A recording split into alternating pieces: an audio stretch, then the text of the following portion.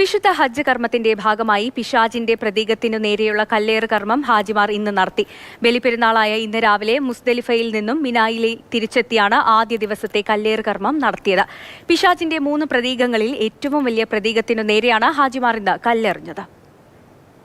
കഴിഞ്ഞ ദിവസം നടന്ന അറഫ സംഗമത്തിനും മുസ്തലിഫയിലെ രാപ്പാർക്കലിനും ശേഷം ഇന്ന് രാവിലെ മിനായിലെത്തിയാണ് ഹാജിമാർ കല്ലേറ് കർമ്മം ആരംഭിച്ചത്. ജംറ ടവറിലെ 3 പ്രതീകങ്ങളിൽ ഏറ്റവും വലിയ പിശാചിന്റെ പ്രതീകമായ ജംറത്തുൽ അഖബയിലാണ് കല്ലേറ് കർമ്മത്തിന്റെ ആദ്യ ദിവസത്തെ ചടങ്ങ് നടന്നത്. കഴിഞ്ഞ ദിവസം മുസ്തലിഫയിൽ നിന്നും ശേഖരിച്ച കല്ലുകളിൽ നിന്ന് 7 കല്ലുകളാണ് ഇന്ന് എറിഞ്ഞത്.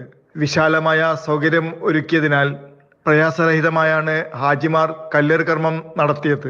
തിക്കും തിരക്കും ഒഴിവാക്കുവാനായി ജംറയിൽ കല്ലേറ് കർമ്മം നടത്തുവാൻ ഓരോ രാജ്യക്കാർക്കും വ്യത്യസ്ത സമയം അനുവദിച്ചിരുന്നു. ജംറയിലേക്ക് പ്രവേശിക്കുന്നതിൽ സുരക്ഷാ ഉദ്യോഗസ്ഥരുടെ സൂക്ഷ്മ നിരീക്ഷണമുണ്ടായിരുന്നു. കല്ലേറ് കർമ്മത്തിനു ശേഷം ഹാജിമാർ മക്കയിൽ ചെന്ന് കഅബ പ്രദർശനം ചെയ്യുകയും തലമുണ്ഡനം ചെയ്യുകയും ചെയ്തു. ഇഹ്റാം വേഷത്തിൽ നിന്നും സാധാരണ വേഷത്തിലേക്ക് മാറി ബലികർമ്മവും നടത്തി. അടുത്ത 2 ദിവസം കൂടി ഹാജിമാർ മിനായിൽ ചടങ്ങ് തുടരും. Jafar Ali Palakkode, Mathrubhumi news, Mecca.